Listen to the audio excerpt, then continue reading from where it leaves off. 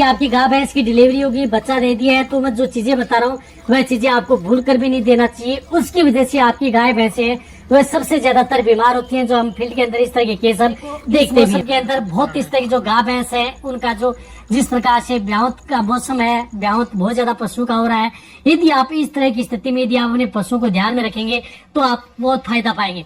जैसे यदि आपकी गाय भैंस की डिलीवरी हुई, बच्चा दिया, तो बच्चा देने के तुरंत बाद आप अपने पशु को एक तो जिस प्रकार से कार्बोहाइड्रेट और प्रोटीन युक्त आहार आप अपने पशु को ज्यादा मात्रा में नहीं देना है। यानी कोई भी जिस प्रकार से कार्बोहाइड्रेट युक्त, जिस प्रकार से एनर्जी के लिए आप अपने पशु को या ताकत के लिए आप अपने पशु को कोई भी अनाज दे रहे हैं, जिस प्रकार से किसी भी तरह का अनाज हो, वह आप अपने पशु को ब्याने के तुरंत बाद आप अपने पशु को नहीं देना है। यानी ज्यादा नहीं देना है, जिसके अंदर गेहूं भी हो सकता है, बाजरा भी हो सकता है, मक्का भी हो सकता है, जो भी हो सकता है, अदर सब चीजें जिसके अंदर ग्वार भी हो सकता है। ये मोटा अनाज आप अपने पशु को बच्चा देने के तुरंत बाद आप अपने पशु को अनाज नहीं देना है।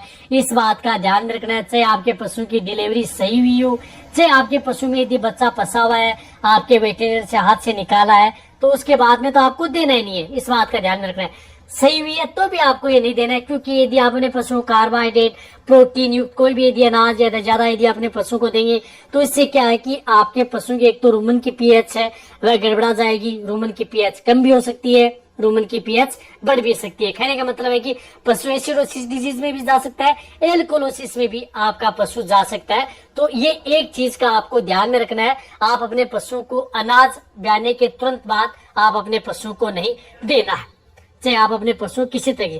तो आप क्या दे सकते हैं, इसकी जगह आप जिस प्रकार से जो खल आती है, चाहे सरसों खल हो, बिनोला की खल हो, अदर जो खल होती है, वह खल आप अपने पशु को दी जा सकती है। उसमें आपके पशु की इसकी पूर्ति हो जाती है। वह भी आपको 3 से 4 दिन बातों का ध्यान में रखना होता है। इसी के साथ साथ आपको क्या करना है कि जैसे यदि आपके पशु में डिलीवरी हुई, बच्चा दिया, तो उसके बाद में एक आप अपने पशु को क्या करना है कि दूध प्रचुर मात्रा में उस थन से दूध पूरा नहीं निकालना है। जैसे तीसरे ब्याहत की गाय भैंस है तो आपको बहुत ज्यादा ध्यान रखना है, क्योंकि उस स्थिति में यदि थन से यदि पूरा दूध निकालेंगे या दूध यदि आप अपने जो बछड़ियों को पूरा पिला देंगे तो उसकी वजह से उन पशुओं में क्या होता है कि एक मिल्क फ्योर है, वह बीमारी पशु में ज्यादातर देखने को मिलती है। तो उन पशुओं को दूध पूरा थन से नहीं निकालना है। 3 से 4 दिन उन पशुओं के थन के अंदर, अडर के अंदर दूध रहना चाहिए। जैसे यदि आप शाम जिस प्रकार से यदि आपकी गाय 5 लीटर दूध दे रही थी तो उस स्थिति में आपको 2 लीटर से 2.5 लीटर आप उसको थन का दूध है वो निकालना है। 2.5 लीटर थन के अंदर आपको पड़ा रहने देना है अडर के अंदर।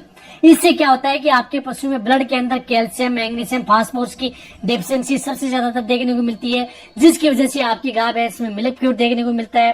गाय भैंस तुरंत पशुओं के शरीर में जो ब्लड में है कैल्शियम तोड़ देती है, और जिसकी वजह से आपका पशु बेहोशी की हालत में चला जाता है, शरीर ठंडा पड़ जाता है। तो ये चीजें आप भूल कर भी न करें, इस चीज का भी आपको ध्यान में रखना है। रही बात, आप अपने पशु को एक पानी ज्यादा नहीं पिलाना है। एक साथ आप अपने पशु के बच्चा देने के बाद में उन पशु को ज्यादा मात्रा में पानी न पिलाएं, ये बहुत जरूरी ध्यान रखना है। यदि आप अपने पशु को जिस प्रकार से 30 लीटर दिन में यदि पानी पिला रहे हैं तो 10-10 लीटर दिन में 3 बार आप अपने पशु को पिला दें। लेकिन एक साथ ऐसा नहीं है कि यदि आपका पशु 30 लीटर एक साथ पी जाएगा तो उसकी वजह से भी आपके पशु में कई तरह के रोग देखने को मिल सकते हैं। तो एक साथ आप अपने पशु को पानी नहीं पिलाना है, एक साथ आपको ज्यादा मात्रा में अनाज दाना मिश्रण नहीं देना है, कोई भी बार दाना मिश्रण देना है वह ज्यादा मात्रा में आप अपने पशु को नहीं देना है। इस चीज का आप उन पशुओं में ध्यान रखना है।